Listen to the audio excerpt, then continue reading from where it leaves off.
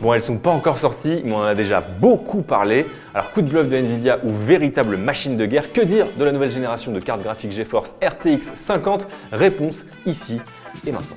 Et oui, un peu plus de 2 ans après la sortie des premières RTX 40, place à la génération suivante. Et on va commencer par le plus gros morceau, la tant attendue GeForce RTX 5090. On a testé l'engin dans nos labos et dans cette vidéo, on va vous donner nos mesures, nos observations et quelques clés pour comprendre comment ce GPU se comporte face à la concurrence. Et on commence comme toujours avec un point essentiel que vous attendez tous, l'ergonomie.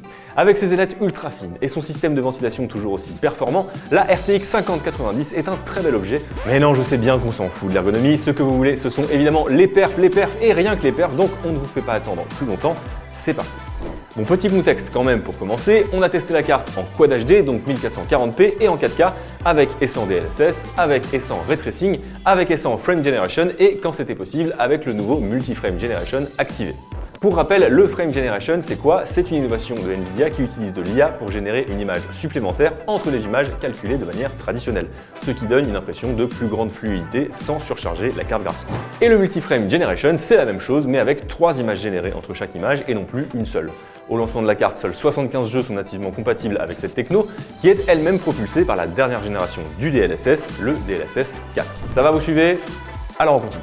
On a donc testé la RTX 5090 en mode qualité sur une dizaine de jeux comme Forspoken, Plague Tale Requiem, Black Myth Wukong, Returnal ou encore le tout récent Indiana Jones et le Cercle Ancien. Pour nos résultats, on va se focus sur 3 jeux en particulier. Alors on a d'abord Cyberpunk 2077 et Alan Wake 2 qui bénéficient du fameux Multi-Frame Generation et on a aussi Star Wars Jedi Survivor. Vous pouvez évidemment aller jeter un œil à notre test sur le site pour avoir les données des autres jeux, on vous met le lien dans la description. On va principalement observer comment la carte se comporte en 4K parce que si vous avez les moyens de vous la payer, vous avez très probablement de quoi jouer en 4K. Ah, et pour être complet, la config de notre PC, c'est un CPU Intel 13900K avec 32 Go de RAM DDR5.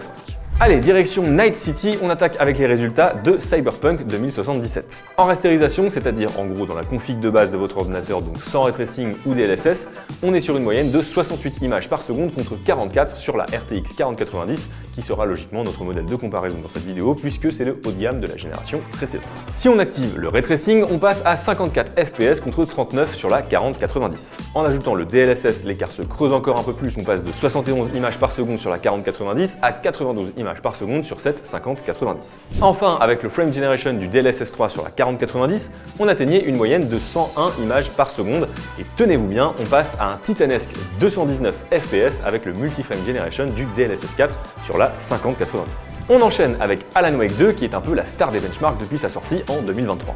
La RTX 5090 fait passer le taux d'images par seconde à 85 en rasterisation contre 73 sur le modèle précédent. En ray tracing, on passe de 45 à 57 FPS, puis de 73 à 90 avec le DLSS 3 activé. Cette fois encore, le Multi-Frame Generation du DLSS 4 fait exploser les chiffres avec une moyenne de 239 images par seconde contre 108 avec le Frame Generation des modèles précédents. On part maintenant vers une galaxie lointaine, très lointaine, avec Star Wars Jedi Survivor. Vous pourrez jouer à 100 images par seconde aux aventures de Cal Kestis en rasterisation contre 78 FPS avec la 4090. En ray tracing, ce chiffre tombait à 70 sur cette dernière, 90 pour la 5090. On atteint même un saisissant 122 FPS une fois le DLSS 3 activé, là où la génération précédente plafonnait à 95 images par seconde. Pas de Multi-Frame Generation ici, mais on passe quand même de 106 à 185 FPS avec le Frame Generation classique.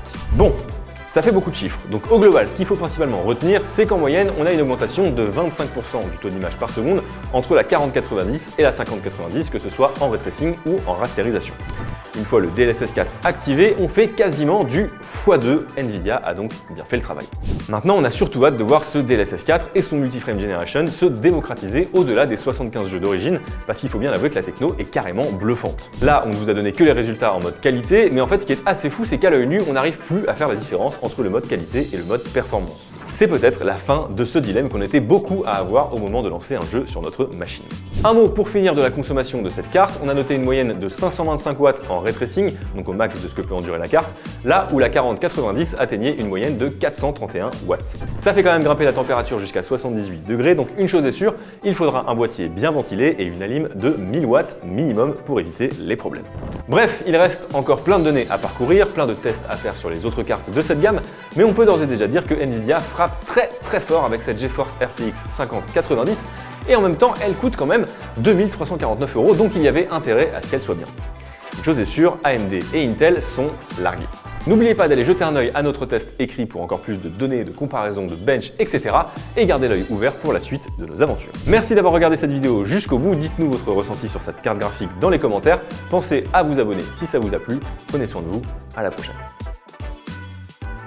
Bon, et on s'est un peu moqué tout à l'heure de l'ergonomie de la carte graphique, mais il faut reconnaître quand même que Nvidia a fait très fort pour passer de cette grosse brique à cette petite briquette.